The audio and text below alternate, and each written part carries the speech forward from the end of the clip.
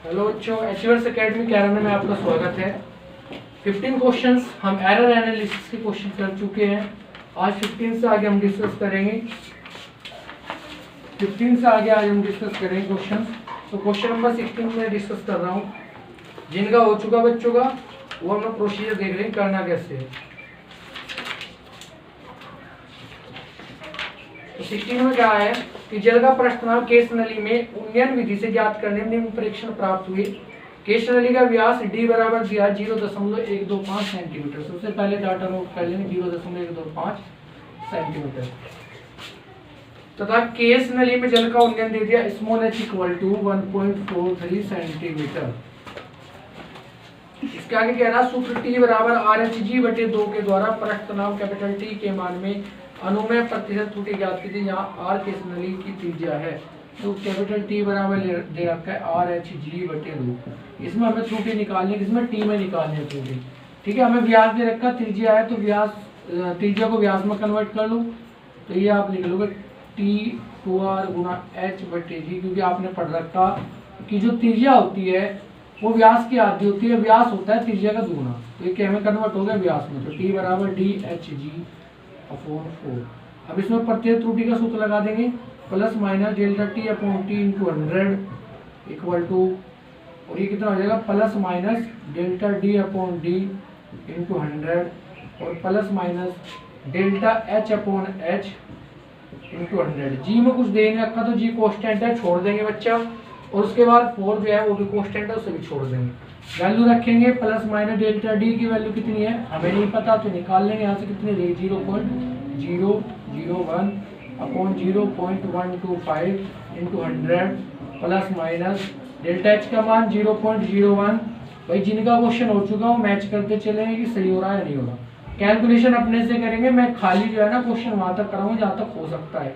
बड़ी लंबी कैलकुलेशन है वो आप घर से कर लेना। अब इसमें कुछ नहीं बचा, कैलकुलेशन बची है वो आप कर सकते हैं। पॉइंट से पॉइंट गया 25 पंजे 125 25 चौका 100 प्लस माइनस डिवाइड कर देंगे 0.8 आ गया हुआ है। प्लस माइनस यहाँ कितना आएगा बच्चा, ये हटा दो पॉइंट से पॉइंट, इसे डिवाइड कर लिया। आप जो भी आएगा वो रख देंगे यहाँ से और प्लस माइनस करके ऐड कर देंगे, वो आपका फाइनल आंसर होगा। ठीक है, ऐसे आप कर लेंगे क्वेश्चन नंबर 16। आगे बढ़ते हैं क्वेश्चन नंबर 17 पे। 17 पे डिस्कस करते हैं बच्चा। तो 17 कह रहा है वो कि एक प्रत्यास्थ गुणांक का सूत्र दे दिया और उसकी जो लंबाई L दे रखी है आपको, उसमें उसका मान दे दिया L का, और आगे आपको जो मान दे दिया L का मान नोट कर लेंगे। सबसे पहले क्या क्या दे रखा है क्वेश्चन नंबर 17। L बराबर आपको कितना दिया, L बराबर आपको दे रखा है 2.00 मीटर, 2.00 मीटर। और आगे कह रहा तार का व्यास D बराबर हो गया आपका 0.40 सेंटीमीटर है, वही मीटर है, क्या दिया मिलीमीटर दिया है, तो मिलीमीटर दिया है बच्चा। ठीक है, ओके। आगे क्या कह रहा भाई, लटका गया भार M बराबर कितना दिया 2 kg दे दिया आपका। M बराबर आपका दिया है 2 kg, M बराबर 2 kg। ठीक है, इसका आगे देखेंगे 2.00 kg, क्योंकि मैंने इसमें बताया था कि जो दे रखा वो लेना इंपोर्टेंट है, उसी से पता लगेगा त्रुटि कितनी है कितनी है। तार की लंबाई में वृद्धि स्मॉल l बराबर दे दे 0.30 mm। तो लंबाई में जो वृद्धि दी है 0.30 mm है। ठीक है, चलो आगे क्या रहा है कि y के परिकलन में अधिकतम संभावित प्रतिशत त्रुटि क्या है, कौन सी माप त्रुटि के लिए सबसे अधिक उत्तरदायी है, ये भी आपको बताना है। ठीक है, चलो तो y बराबर फॉर्मूला ले लेंगे। y बराबर क्या दिया आपको mgl अपॉन में पाई r स्क्वायर l।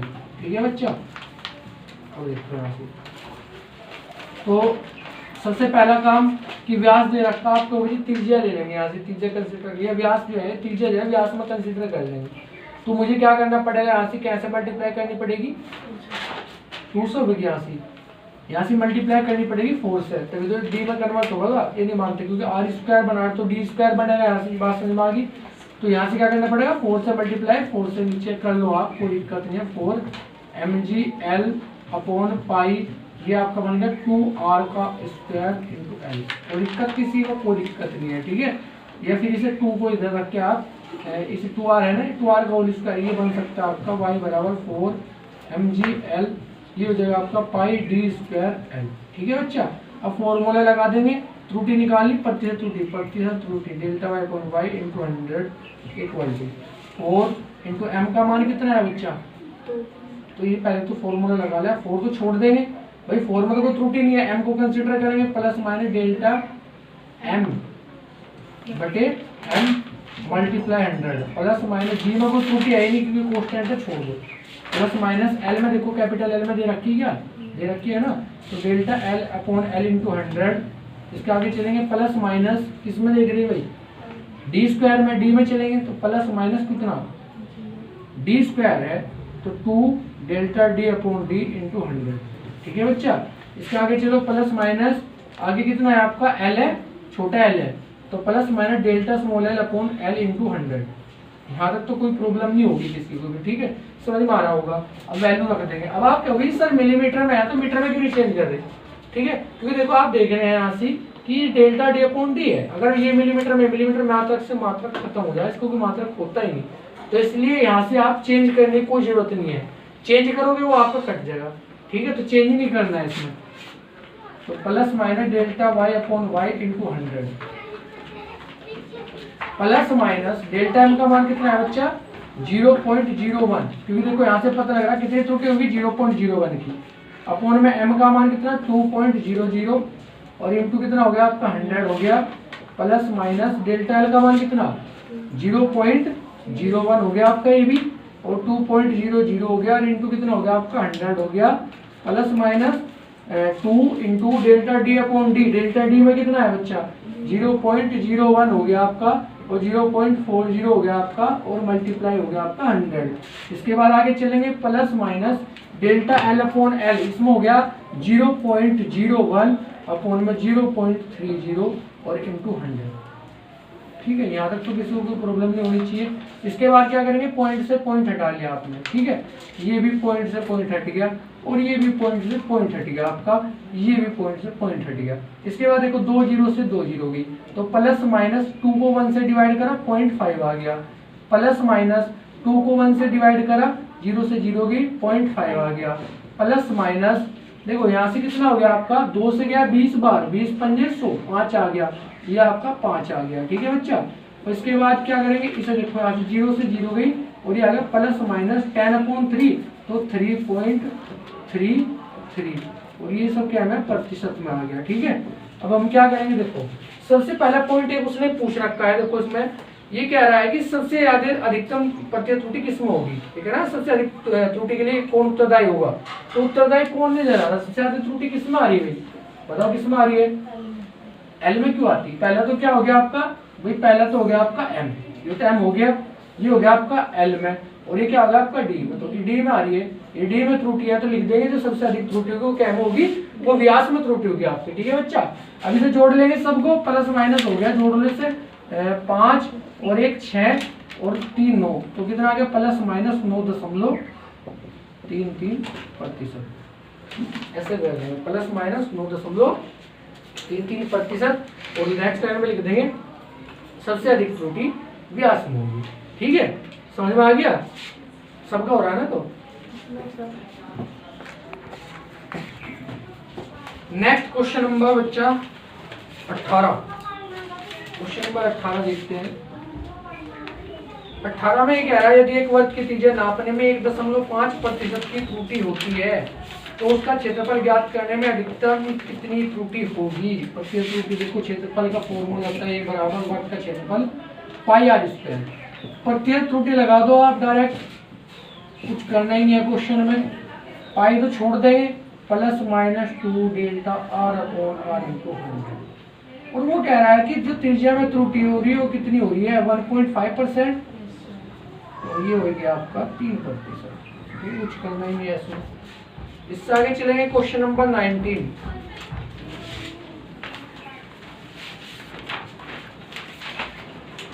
सरल लोलक के प्रयोग में लोलक की लंबाई L नापने में 0.1% की त्रुटि होती है।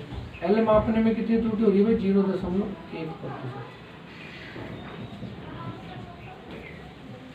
ठीक है, ये त्रुटि हो रही है। आगे क्या कह रहा है, तथा आवर्तकाल T को नापने में कितनी हो रही, इसे वैसे ऐसे लिख लेंगे, तो आप पूरा का लिखना है delta L upon L into 100 बराबर दिया है 1%, ठीक है। और ये आपका delta T upon T into 100 दिया है आपका, कितना परसेंट दिया बच्चा? 2%। कितना दिया है? 2% दिया है। ये कह रहा है एल अपॉन टी स्क्वायर के मान में अधिकतम प्रतिशत त्रुटि ज्ञात कीजिए। मान लिया हमने, सपोज कर लिया कि लेट माना x बराबर है ये आपका एल अपॉन टी स्क्वायर, उसमें त्रुटि निकाल दो बच्चे। देखो x में कितनी होगी? Plus minus delta x upon x into 100, ये निकालनी हमें भाई, x मान लेना हमने से, इसमें त्रुटि निकालनी, इसमें लगाएंगे सूत्र plus minus delta L upon L into 100 plus minus, देखो टी स्क्वायर है तो 2 delta T upon T into 100, मान रख देंगे और सोल्व कर देंगे। Plus minus delta L upon L into 100 1% और प्लस माइनस 2 इंटू कितना? 2%, तो 2 दूनी 4 एक 5%, तो प्लस माइनस आ जाएगा आपका 5%। 0.1% आपका दे रखा है, इसमें भी 0.1% ले लो। जब ये 0.1 है तो 0.1 हो जाएगा, फिर आपका ये आ जाएगा 2 2 जा 4 और 4.1, तो 4.1%, ठीक है बच्चों। ऐसे कर लेंगे। क्वेश्चन नंबर 19 था आपका, हो रहा सबका। क्वेश्चन नंबर 20 डिस्कस करते हैं बच्चों। 20 में क्या दिया है? एक विद्यार्थी 3 भौतिक राशि एबीसी मापकर सूत्र s बराबर ए बी स्क्वायर बटे सी क्यूब, s बराबर हो गया आपका ए बी स्क्वायर बटे सी क्यूब। और आगे कह रहा राशि भौतिक राशि s का मान ज्ञात करता है। ए बी सी में त्रुटि दे रखी 1 2 3, s में अधिकतम संभावित त्रुटि निकालनी। ए बी सी में त्रुटि दे रखी 1 2 और 3%। फॉर्मूला लगाएंगे plus minus delta S upon S into 100, कुछ करना ही नहीं है तो बड़ा इजी सा क्वेश्चन है।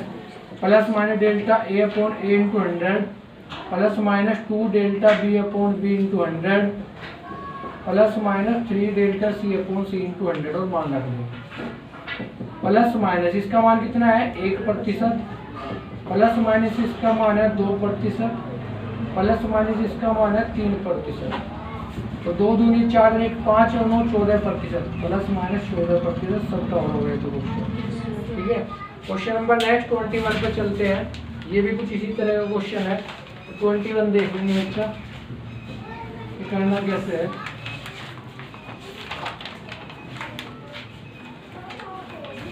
क्वेश्चन नंबर 21 ये कह रहा है कि भौतिक राशि x दी गई है, तो x बराबर हो गया आपका ए बी स्क्वायर अपॉन सी की पावर 2/3 इंटू डी क्यूब, ठीक है बच्चा। ये दिया गया है, कह रहा है ए बी सी व डी के मापों में प्रतिशत त्रुटि, ए बी सी डी के मापों में प्रतिशत त्रुटि दे रखी है। कितनी है भाई? 1 2 3 5, 1 2 3 व 5%, ये त्रुटि अभी है, ठीक है। x की गणना में अधिकतम संभावित प्रतिशत त्रुटि निकालनी, x की गणना में अधिकतम संभावित प्रतिशत त्रुटि निकालनी है। Plus minus delta x upon x into 100 equal to plus minus delta a upon a into 100 plus minus b square में निकालनी 2 delta b upon b into 100, ठीक है बच्चा। Plus minus 2/3 delta c upon c into 100 और plus minus d cube का 3 delta d upon d into 100, ठीक है भाई। वैल्यू रखते चलेंगे, इसका मान रख दो प्लस माइनस 1%, प्लस माइनस 2 गुना 2%, प्लस माइनस 2/3 गुना 3% और प्लस माइनस 3 गुना 5%, ठीक है बच्चा। जो होगा प्लस माइनस 2 दूनी 4 1 5, यह ऐसे ही रहने दो, अभी सोल्व कर लो इसे भाई। 3 से 3 गया, ये डायरेक्ट लिख दो यहाँ से। 2 दूनी 4 1 5 और 2 7 और 15 22%, प्लस माइनस कितना हो गया आपका 22% आपका आंसर आ जाएगा। हो गया होगा सबका। नेक्स्ट आगे चलते हैं। इसमें आगे कह रहा है कि सार्थक अंक अंकित सक्रिय तथा कोटि मान ज्ञात करना, ठीक है। और क्वेश्चन नंबर 22 पे डिस्कस करेंगे। क्वेश्चन नंबर 22 पे डिस्कस करेंगे बच्चा।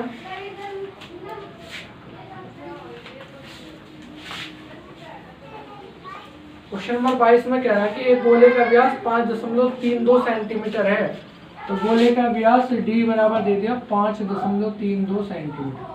आगे कहानी देखेंगे। इसके पृष्ठ क्षेत्रफल का मान सही सार्थक अंकों में ज्ञात कीजिए। पृष्ठ क्षेत्रफल का मान निकालना है सही सार्थक अंकों में। देखो गोले का पृष्ठ क्षेत्रफल क्या होता है, गोले का पृष्ठ क्षेत्रफल अर्थात संपूर्ण पृष्ठ 4πr²। ठीक है बच्चा, तो 4 का मान 3.14 गुणा r का मान रखेंगे यहाँ से, r का मान होता है d/2, तो 5.32/2 का स्क्वायर। इसे सोल्व करना है। 4 × 3.14, 2 दूनी 4 और इधर गया 1, 2 छिक 12, 2 छिक 12 गुणा 2.66 गुणा 2.66। ठीक है बच्चा, ये अब आप सारा मान रख के सोल्व करेंगे, मल्टीप्लिकेशन करेंगे और उसके बाद जो संख्या आपकी निकल पाई, कोई बता सके कितनी है, जितनी निकल पाई। अब देखो बच्चों मल्टीप्लिकेशन कर गया 88.9504। अब अगर हम सार्थक अंकों का नियम लगाएं और सार्थक अंकों का नियम लगाने के बाद आप देखेंगे कि 5 जो है ये 5 के बाद आपका 0 आ रहा है, ये नहीं मानते। हमने नियम बता दिया कि अगर 5 से बड़ी संख्या है तो छोड़ देते हैं। ठीक है, और अगर खाली 5 आपका आ रहा है तो 5 के भी नियम बताए थे कि उससे पहले अगर सम संख्या है तो क्या करते हैं, परिवर्तन करते हैं नहीं करते हैं, सम संख्या में परिवर्तन करें नहीं करते, यस और नो। भाई अगर आपको सम और विषम संख्या दे रखी है तो बच्चों यहाँ से जो है वो नियम को लगेगा, लेकिन यहाँ से देखेंगे कि ये 5 से छोटी है, ये 5 है तो इसे क्या करेंगे, छोड़ देंगे और कितना आ जाएगा 88.9 आ जाएगा आपका सेंटीमीटर। ठीक है, ऐसे सब कर लेंगे, आंसर नोट कर, क्वेश्चन कर लेंगे। ठीक है, बात समझ में आई भी, क्लियर है, नोट करना। नेक्स्ट क्वेश्चन नंबर 23 भी रखा है आपका, पृथ्वी की त्रिज्या दे दिया आपको स्मॉल r बराबर 6.37 × 10⁶ मीटर। और ये कह रहा है कि तदौसत घनत्व जो दे रखा है, घनत्व मान लिया स्मॉल d ले लिया मैंने 5.517 × 10⁻³ किलोग्राम पर मीटर क्यूब। आगे कह रहा है पृथ्वी के द्रव्यमान का द्रव्यमान की सही सार्थक अंकों में गणना कीजिए। ठीक है, द्रव्यमान बराबर m बराबर होता है, हिंदी में लिख दो पहले, द्रव्यमान बराबर होता है आपका आयतन बटे घनत्व।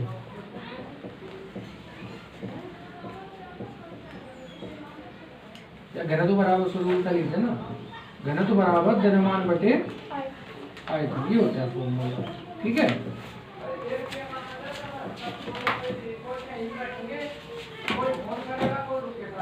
घनत्व बराबर द्रव्यमान बटे आयतन। तो द्रव्यमान हमें निकालना किसमें, आयतन निकालना ना सर, क्या निकालना है देखिए एक बार, द्रव्यमान निकालना। तो द्रव्यमान बराबर हो जाएगा आपका आयतन गुणा घनत्व। ठीक है बच्चा, तो द्रव्यमान m बराबर आयतन कितना है भाई, लगा देंगे सूत्र। कैसा है, गोलाकार हो पृथ्वी 4/3 πr³ और गुणा घनत्व कितना आपका d, रखो मान 4/3 3.14, r का मान 6.37 गुणा 6.37 गुणा 6.37। भाई ये कैलकुलेशन तुम करोगे, मैं नहीं करना है सर। 10 की पावर 6 या 18। ठीक है बच्चा, और नेक्स्ट मल्टीप्लिकेशन करेंगे d में, d कितना है 5.517 गुणा 10⁻³ ठीक है, इसकी मल्टीप्लिकेशन करो और मुझे बताओ कि फाइनल कितना निकल के आ रहा है। ठीक है, उसके बाद मैं आपको सिखा सकता हूँ कि सार्थक अंकों में कैसे लिखते हैं। तो बच्चों इसमें जो मल्टीप्लिकेशन करके आया हुआ है 597.5.643202, कुछ ऐसा बहुत लंबा करके आ रहा है। ठीक है, हमें तो इसे छोटा करके लिखना है। तो ये आपका आ जाएगा, देखो मैं पॉइंट इधर खिसका रहा हूँ, 1 2 3 अंक खिसक के इधर 5.975 कुछ करके आगे चलेगा आपका 10⁻24 हो जाएगा आपका ये, क्योंकि 3 अंक इधर खिसका 1 2 3। ठीक है बच्चा, देखो 5 को मैं यहाँ से मैं छोड़ दूंगा, 5 को क्या करूँगा यहाँ से छोड़ दूंगा, क्योंकि मैं अगर 2 डिजिट तक आप कंसिडर कर रहे हैं तो 5 से अगर ऊपर होती संख्या है तो आप जो है इधर ऐड करते, क्योंकि 5 है, 5 से छोटी संख्या होती है तो छोड़ देते हैं, ठीक है। तो इस नियम के अकॉर्डिंग आ जाएगा 5.97 × 10⁻24 किलोग्राम, ठीक है। ऐसे कर लेंगे इस क्वेश्चन में। क्वेश्चन नंबर 24, प्रकाश सूर्य से पृथ्वी तक लगभग 8 मिनट में आता है, तो समय दे दिया t बराबर 8 मिनट। 8 मिनट की बात करते हैं तो 8 × 60, 8 × 60 बराबर 480 सेकंड, ठीक है। आगे कह रहा है कि पृथ्वी की सूर्य से दूरी का कोटिमान ज्ञात करना है। देखो वेग दे दिया 3 × 10⁸ मीटर पर सेकंड, और क्या निकालना हमें, दूरी निकालनी है, ठीक है। चाल बराबर दूरी बटे समय, या दूरी बराबर हो जाए आपका 4 × समय। ये सूत्र आपको पता होना चाहिए। चाल कितनी है बच्चा, 3 × 10⁸, और समय कितना होगा 480।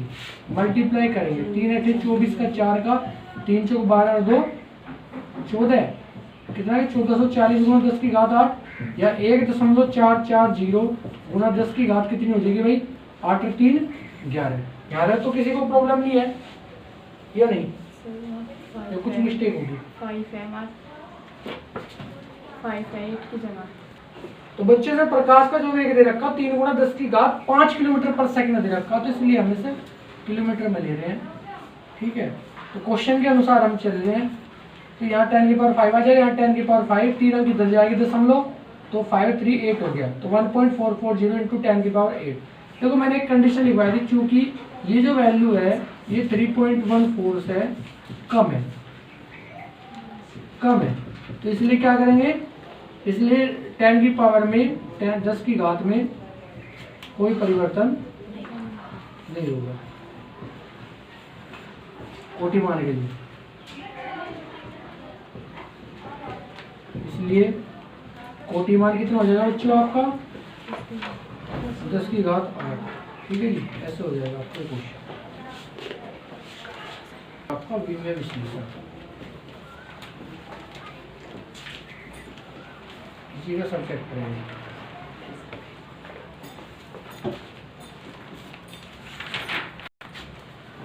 तो बच्चों नेक्स्ट इसका सब चैप्टर है आपका विमेय विश्लेषण, डायमेंशनल एनालिसिस। आपका जो इससे पहले सब चैप्टर था इसका त्रुटि विश्लेषण वो खत्म हो चुका, ठीक है। तो सबसे पहले समझेंगे कि विमेय विश्लेषण होता क्या है, क्यों हम इसका प्रयोग कर रहे हैं, क्यों हम इसे पढ़ रहे हैं। बच्चों हमने भौतिक राशि पढ़ी थी, 2 तरह की आपकी राशियां होती है, एक तो मूल राशि, एक व्युत्पन्न राशि। जो मूल राशि होते हैं उनके मात्रक भी होते हैं, जो व्युत्पन्न राशि होते हैं उनके भी व्युत्पन्न मात्रक होते हैं। व्युत्पन्न मात्रक मूल राशियों की सहायता से प्राप्त करते हैं, मूल मात्रकों की सहायता से प्राप्त करते हैं। जो व्युत्पन्न राशियां हैं वो भी आपकी मूल राशियों से प्राप्त होती है, ठीक है बच्चों। तो हम यहाँ पढ़ रहे हैं भौतिक राशियों की विमाएं। तो भौतिक राशियों की विमाएं अगर हम बात करें कि अगर मैं मूल राशि की बात करता हूँ तो मूल राशि आपकी 7 होती है, मैंने लिखवाई भी थी कितनी होती है 7। तो अगर मैं बात करता हूँ कि भौतिक राशि आपकी, भौतिक राशियों में 2 राशियां आपकी होती है, भौतिक राशि इनमें 2 होती है आपकी, एक तो होगी मूल राशि, दूसरी होगी व्युत्पन्न राशि, ठीक है बच्चा। तो मैं मूल राशि आपको बता रहा हूँ कि मूल राशि कौन सी राशि होती है कि जिन्हें व्यक्त करने के लिए, दोबारा रिपीट कर रहा हूँ, जिन्हें व्यक्त करने के लिए किसी अन्य राशि की आवश्यकता नहीं होती है, अर्थात जो स्वयं को प्रदर्शित करती है, स्वयं को स्वयं के द्वारा प्रदर्शित करती है, मूल राशि कहलाती है, 7 होती है। मैं पहले भी लिखा था, आज भी लिख रहा हूँ। लंबाई, नंबर 2 समय, नंबर 3 द्रव्यमान, नंबर 4 तापमान ले लो, चाहे ताप ले लो, ठीक है, वैद्युत धारा,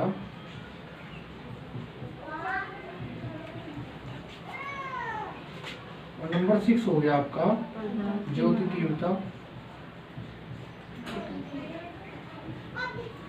नेक्स्ट हो गया आपका पदार्थ की मात्रा। तो बच्चे 7 जो होती है मूल राशि होती है। मात्रा की अगर बात करूं लंबाई का होता है, सॉरी लंबाई का होता है मीटर, समय का द्रव्यमान का किलोग्राम, ताप का हो गया आपका डिग्री सेल्सियस, विद्युत धारा का हो गया एम्पियर या केल्विन ले लेंगे यहाँ से, केल्विन ले लो ठीक है। ज्योति तीव्रता का हो गया आपका कैंडेला CD, ऐसे डिनोट कर दे। और पदार्थ की मात्रा होती है mol, ठीक है बच्चा। तो पदार्थ की मात्रा का होता है मोल। बात समझ में आई। अगर मैं बात करता हूँ इनके विमेय सूत्र की, कि विमेय सूत्र होता क्या है। सबसे पहले तो समझ लें कि विमाएं क्या होती है, कि किसी भौतिक राशि की विमाएं वे घातें होती है जो उसके मात्रक को व्यक्त करने के लिए मूल मात्रकों पर चढ़ाई जाती है। मान लिया भाई व्युत्पन्न राशि है, ठीक है, मान लिया वेग ले रहे हैं मीटर पर सेकंड, या ऐसे कह रहे हैं त्वरण ले मीटर पर सेकंड स्क्वायर, तो सेकंड में कितनी घातें चढ़ा रखी, 2 घातें, तो वो उसकी क्या कहलाती है, विमाएं कहलाती है। बात समझ में आ गई। तो विमाएं क्या होती है कि जो मात्रक को व्यक्त करने के लिए मूल मात्रकों पर चढ़ाई जाती है, वो घातें आपकी विमाएं कहलाती है। बात समझ में आ गई। चाहे आप परिभाषा नोट भी कर सकते हैं, बार बार रिपीट कर रहा हूं कि किसी भौतिक राशि की विमाएं वे घातें होती हैं जो मात्रक को व्यक्त करने के लिए मूल मात्रकों पर चढ़ाई जाती हैं, वो आपकी क्या कहलाती है, विमाएं कहलाती है। बात समझ में आ गई। अगर मैं इनकी विमाएं लिखूं, अच्छा विमा को लिखते कैसे हैं, विमाओं को लिखने के लिए दीर्घ कोष्ठक का यूज करते हैं, जिसे आप बड़ा कोष्ठ भी कह देते हैं या स्क्वायर कोष्ठ भी बोल देते हैं, ठीक है, स्क्वायर ब्रैकेट भी बोल देते हैं आप इसे, तो स्क्वायर ब्रैकेट का यूज करते हैं, ठीक है, व्यक्त करने के। तो अगर मैं इसकी विमा लिखूं, इसकी विमा लिखे हम, व्युत्पन्न राशि को थोड़ा उधर करके ले लें,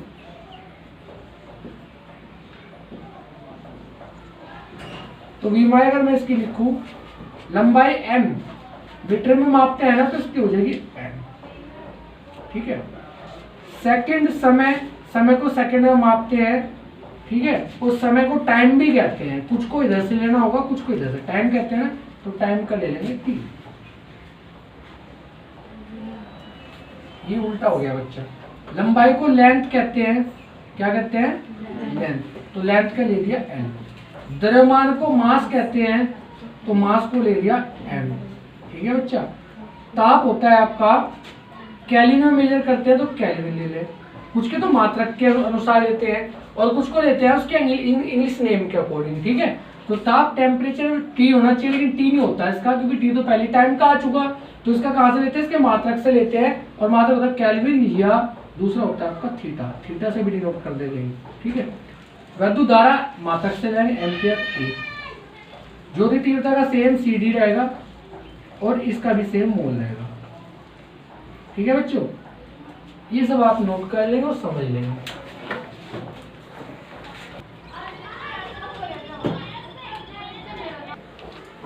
तो इसके बाद क्या करें बच्चों कि व्युत्पन्न राशि, व्युत्पन्न राशि वे राशि होती है जो मूल राशियों की सहायता से प्राप्त होती है, और व्युत्पन्न मात्रक वो मात्रक होते हैं जो मूल मात्रकों से प्राप्त होते हैं।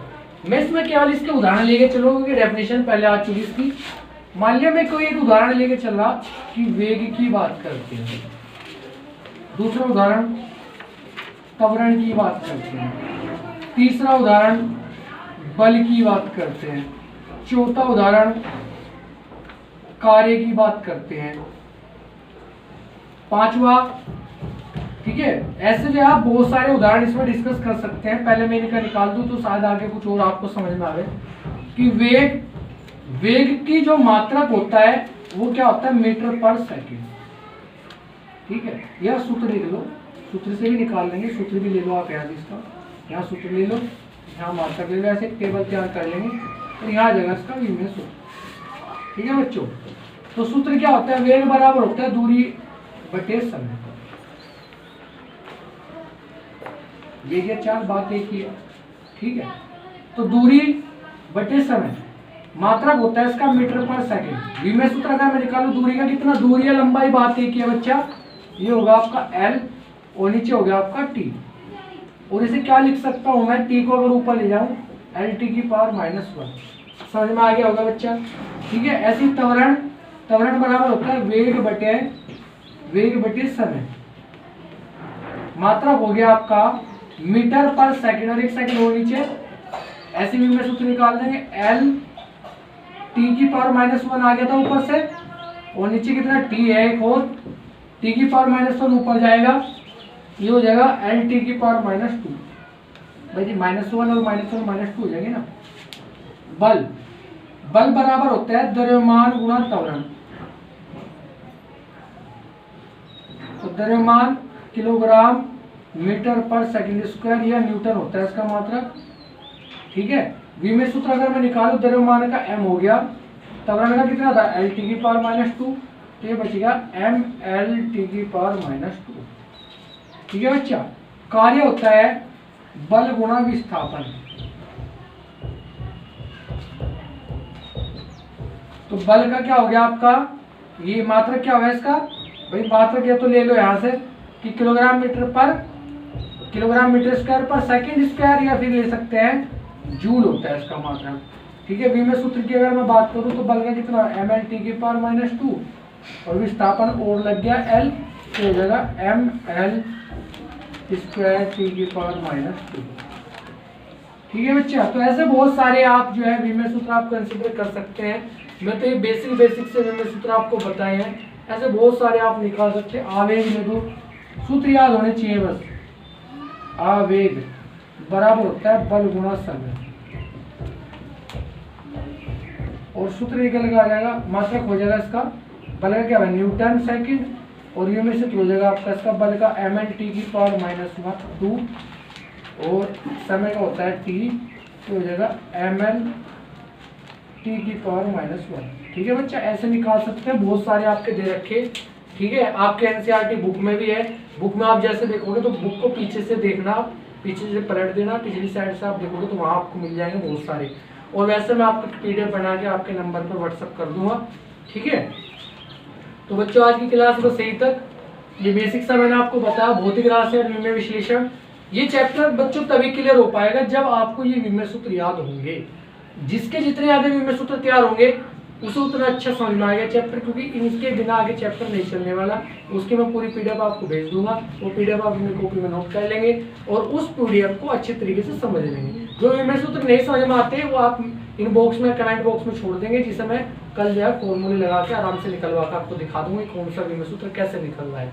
ठीक है, तो अगर वीडियो आपको अच्छी लगी हो तो लाइक करें, शेयर करें, चैनल को सब्सक्राइब करें, ज़्यादा से ज़्यादा स्टूडेंट्स को इस चैनल को सब्सक्राइब करने के लिए प्रेशराइज करें, उन्हें समझाएं, मोटिवेट करें, जिससे कि वो ज़्यादा से ज़्यादा इस वीडियो लेक्चर का फ़ायदा उठा सकें। थैंक यू, धन्यवाद।